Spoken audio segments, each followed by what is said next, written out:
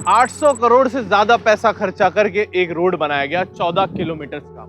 उस रोड को बनाने में 1000 से 50 से ज्यादा घर और दुकानों को डिमोलिश किया गया। श्री राम जन्मभूमि की तरफ से जाने वाले रास्ते का चौड़ीकरण करने के लिए दुकानों और मकानों को गिराना भी शुरू कर दिया गया है। और पहली ही बारिश में वो रोड हो जाता है तहस नहस। महज 2 घंटे की बारिश के चलते राम जन्मभूमि पथ और राम पथ पर जल भराव हो गया। उस 13 किलोमीटर के रोड पर 13 से ज्यादा गड्ढे बन जाते हैं, जो कोई 6 फीट का है, कोई 3 फीट का है, और पूरी तरह वो रोड तहस नहस हो जाता है।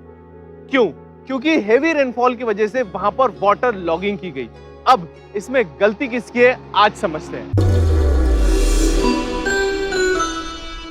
इस वाटर लॉगिंग के बाद, मतलब पानी जमने के बाद, उस रोड के ऊपर यूपी पीडब्ल्यूडी डिपार्टमेंट से 3 ऑफिसर्स को सस्पेंड किया गया, यूपी जल निगम से 3 ऑफिसर्स को और सस्पेंड किया गया, और उसी के साथ साथ जो वहां के कॉन्ट्रैक्टर थे, एक अहमदाबाद बेस्ड कंपनी थी भुवन इंफ्राकॉम, उन्हें भी नोटिस भेजा गया कि आखिर कैसे, अभी तो पूरी बरसात आई भी नहीं है, पूरा मानसून आया भी नहीं है, और पहली ही बारिश में रोड के ये बुरे हाल।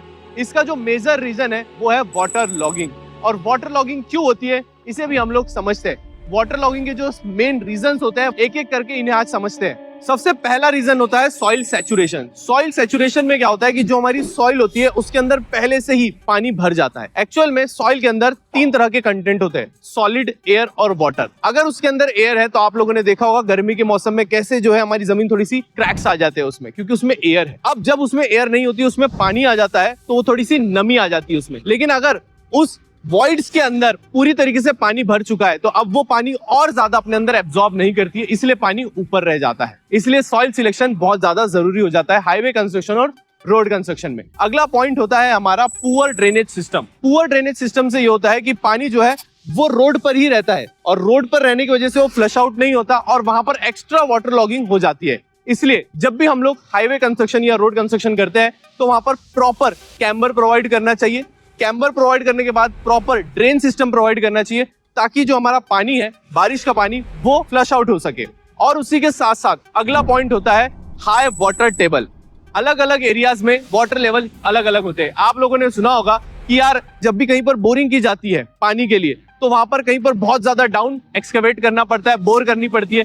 कहीं पर बहुत पहले ही पानी लग जाता है। जहां बहुत पहले पानी लग जाता है मतलब वहां का जो ग्राउंड लेवल वाटर है वो बहुत ज्यादा ऊपर है, तो जैसे ही बारिश होती है तो ग्राउंड लेवल वाटर ऊपर आ जाता है, जिस वजह से वाटर लॉगिंग की प्रॉब्लम होती है। और अगला पॉइंट आता है कॉम्पैक्शन एंड सॉइल प्रॉपर्टीज। बहुत बार ऐसा होता है कि सॉइल को सही से कॉम्पैक्टेड नहीं किया जाता रोड कंस्ट्रक्शन से पहले, उस वजह से भी जो है वाटर लॉगिंग की प्रॉब्लम आती है। अगला पॉइंट होता है सॉइल की प्रॉपर्टीज। इसे एक एग्जाम्पल से समझते हैं। जैसे कि हमने एक फ्लास्क लिया, उसमें हमने डाला सैंड ऊपर तक, उसके बाद हमने एक दूसरा फ्लास्क लिया जिसमें हम लोगों ने क्लेई सॉइल डाली, जो क्लेई सॉइल होती है वो, और फिर तीसरा फ्लास्क लिया जिसके हम लोगों ने मुरुम डाली जिसके अंदर, और तीनों में हम लोगों ने पानी छोड़ा। तो आप लोग मुझे बताइए सबसे फास्ट पानी किस में जाएगा? ग्रेवल्स में सबसे पहले पानी जाएगा, सैंड में थोड़ा स्लो स्लो जा सकता है, और उसी के बाद जो क्लेई सॉइल होता है उसमें जो पानी है बहुत ज्यादा स्लो जाता है। तो जो क्लेई सॉइल वाला एरिया होता है वहां पर भी वाटर लॉगिंग ज्यादा होती है। इसलिए हम लोग ज्यादातर हाईवे कंस्ट्रक्शन और रोड कंस्ट्रक्शन में क्लेई सॉइल का यूज बहुत कम करते हैं। अगर करते भी है तो बॉटम पोर्शन में करते हैं।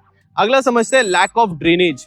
लैक ऑफ ड्रेनेज मतलब कि हमारे हाईवे कंस्ट्रक्शन में भी एक लेयर हमेशा ड्रेनेज लेयर प्रोवाइड की जाती है, जिसे कहा जाता है GSB, ग्रैनुलर सबबेस, जिसका maximum size of aggregate 75 mm हमें देना होता है, ताकि हमारा जो भी वाटर ऊपर से नीचे आ रहा है उसे वो ड्रेन आउट कर सके लेयर्स में ही, और वो जाके अंदर वाटर लॉगिंग ना करे। क्योंकि अगर वो ड्रेनेज की लेयर से और नीचे चले जाएगा पानी, तो वहां पर सॉइल सेटल हो जाएगी और बड़े बड़े खड्डे देखने मिलेंगे, जो कि हमें देखने मिले हमारे राम पथ में। और उसके बाद आता है हमारा 5वां पॉइंट, अर्बनाइजेशन। अर्बनाइजेशन मतलब कि आप लोगों ने देखा होगा कि आज की डेट में ऐसे एरियाज आप लोगों को देखने बहुत कम मिल रहे होंगे। हम लोगों को हमेशा कंक्रीट वाले एरिया देखने मिल रहे होंगे, टाइलिंग वाले एरिया देखने मिल रहे होंगे, पेवर ब्लॉक्स वाले एरिया देखने मिल रहे होंगे, जिस वजह से जो हमारा वाटर होता है वो अंदर सिंक ही नहीं होता, वो अंदर जाता ही नहीं, वो अंदर जज भी नहीं होता। क्यों ऐसा?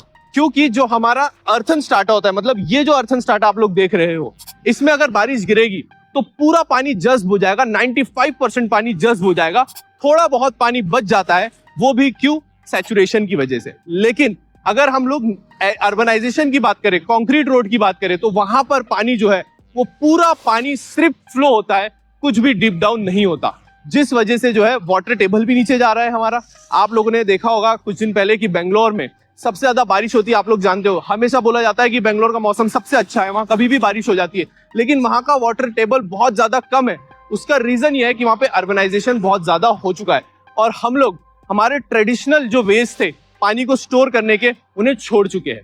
तो हमारा नेक्स्ट वीडियो हमारे ट्रेडिशनल वेज के ऊपर आएगा कि कैसे हम लोग पानी को स्टोर कर सकते हैं। अगला पॉइंट समझते हैं, क्लाइमेट एंड रेनफॉल इंटेंसिटी।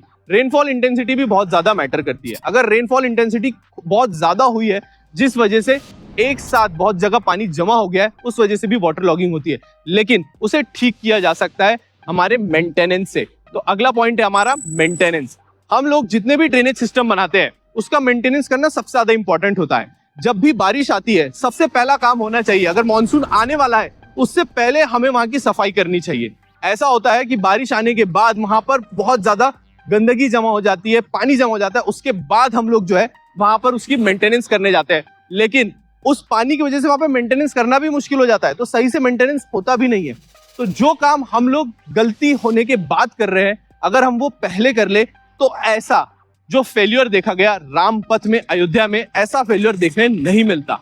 इसलिए इन पॉइंट्स को हमेशा ध्यान रखना है। एज अ सिविल इंजीनियर ये आपकी ड्यूटी होनी चाहिए कि आप लोग ये 7 पॉइंट को हमेशा ध्यान रखें, वरना आप भी यूपी पीडब्ल्यूडी डिपार्टमेंट और यूपी जल निगम डिपार्टमेंट की तरह सस्पेंड हो सकते हैं।